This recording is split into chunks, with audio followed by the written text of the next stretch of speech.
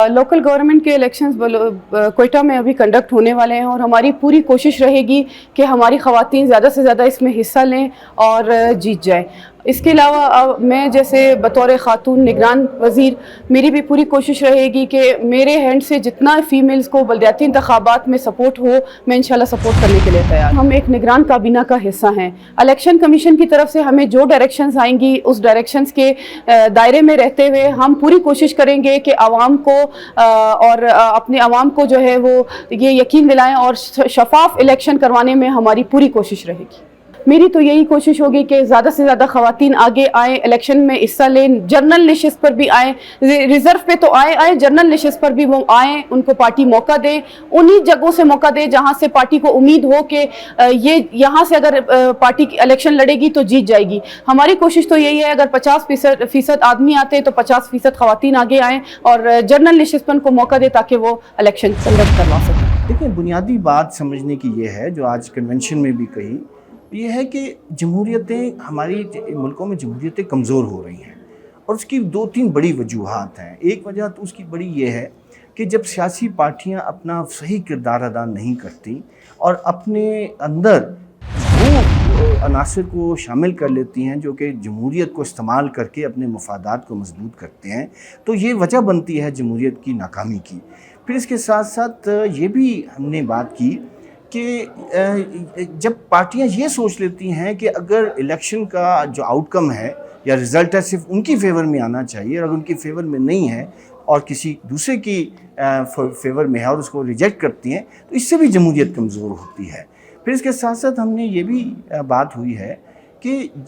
जो political party leaders का और पॉलिटिकल पार्टीज़ का बुनियादी किरदार है कि वो गेट कीपर बने,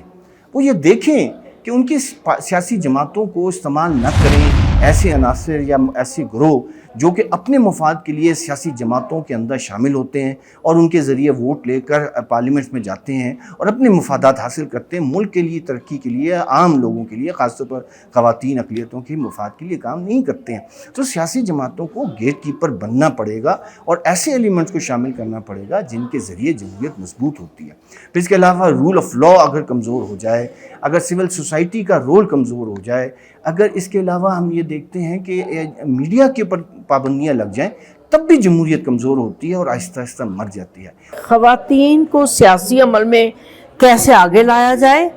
और मकामी लोकल गवर्नमेंट से लेकर उन्हें सूबाई और फिर कौमी सतह की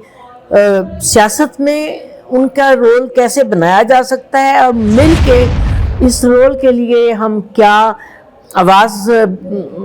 बने और किस तरीके से पार्टीज़ को, इलेक्शन कमीशन को ये बता सकें कि कहाँ कहाँ आइनी शुक्ब है, कहाँ कहाँ पार्टीज़ के रवैये हैं जिनको देखने की ज़रूरत है। चेक एंड बैलेंस की बात हम कर रहे हैं, ये एक मकसद था हमारा। और ये जो ख़वातीन बैठी हुई हैं, ये माशाल्लाह हमारी 25 वुमेन वोटर्स हैं जो 25 अजला से आई हैं पाकिस्तान के, और 25 ख़वातीन ग्रुप है जो लोकल गवर्नमेंट की काउंसिलर है उनके ऊपर मुश्तमिल है। इस प्रोग्राम के तहत मैं आपको बता दूं कि पाकिस्तान में बराह रास्त हमारे एफर्ट से जो 18,528 ख़वातीन ऐसी हैं जो मुख्तलिफ पॉलिटिकल स्फेयर के अंदर शामिल हुई हैं और इनका ताल्लुक ग्रास रूट से, निचली सतह से। इस मुल्क की 50% से ज़ायद आबादी जो है वो ख़वातीन पर मुश्तमिल है और उनको अगर हम सियासी अमल में या उनको बाइख्तियार बनाए बगैर, उनको सियासी अमल में शामिल किए बगैर अगर हम जमहूरियत के फ़रोग़ की बात करें तो वो हम उसमें किसी हद तक भी कामयाब नहीं हो सकते। हमारा मकसद है कि पाकिस्तान में बसने वाले वो तमाम तबकात जिनको बुनियादी हकूक़ हासिल नहीं हैं, जो इस तरक्की के अमल से बाहर हैं, उनको इस तरक्की के अमल का हिस्सा बनाया जाए। उनमें ख़ास तौर पर ख़वातीन, मजहबी अक़लियतें, ख्वाजा सरा और जो हमारे मुख्तलिफ कुदरत की तरफ से जो उनको सलाहियतें दी गई हैं, जिन जिस्मानी कमज़ोरी का जो शिकार लोग हैं, उनको इस अमल का हिस्सा बनाया जाए और उन्हें सियासी धारे में भी शामिल किया जाए और तरक्की के दायरे में भी शामिल किया जाए ताकि ये मुल्क बेहतर तौर पर तरक्की कर सके। इनकी शमूलियत के बगैर हम मुमकिन नहीं है कि पाकिस्तान तरक्की करे। आजकल जो हमारे मुल्क की सूरत हाल है, इसमें आपकी शनाख्त کے لیے, پاکستان کا شہری ہونے کے لیے آپ کو NIC کی ضرورت بہت ضروری ہے NIC. اور اسی طرح سے ہمیں اگر وراثت میں حصے کی بات کریں تو اس میں بھی جو خواتین کا بہت بڑا مسئلہ ہے پورے پاکستان میں, اور اس طرح سے یہ جو جدوجہد ہے اس میں ہم نے کوشش کی ہے کہ سب سے پہلے ہم ان خواتین کی نشاندہی کریں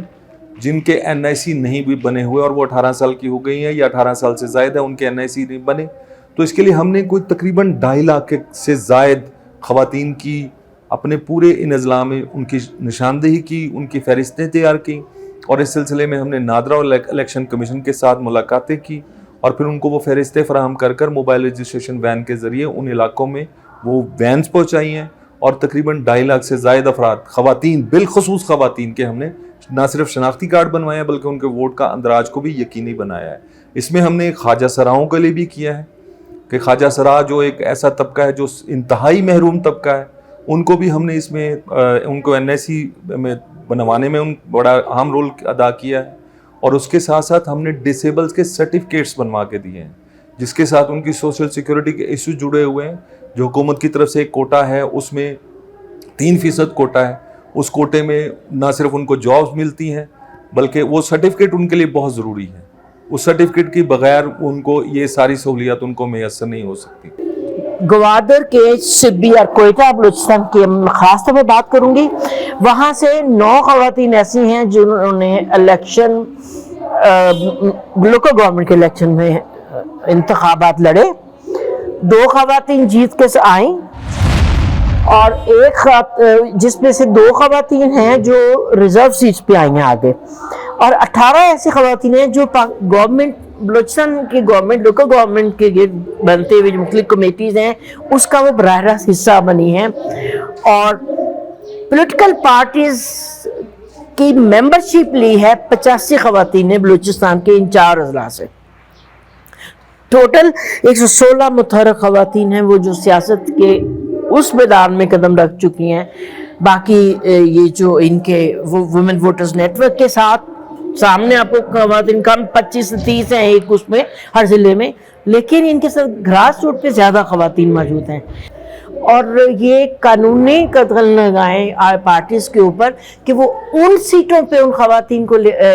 دیں ٹکٹ جہاں پہ یقین ہے انہیں کہ وہ جیتیں گے. پاکستان چاہتا ہے کہ ایک صحیح جمہوریت, ایک ایسی جمہوریت جو لوگوں کے مفاد کے لیے ڈیلیور کرے, تو پھر ہمارے یہاں پر چند معاملات ٹھیک کرنے پڑیں گے. رول آف لا بہتر کرنا پڑے گا, سیاسی جماعتوں کو بہتر کرنا پڑے گا, لیڈرشپ کو بہتر کرنا پڑے گا تاکہ وہ پاور کو ابیوز نہ کریں, اور ان لوگوں کو شامل کرنا پڑے گا جمہوری پروسیس میں جن میں خواتین ہیں, اقلیتیں ہیں, ٹرانس پرسنز ہیں,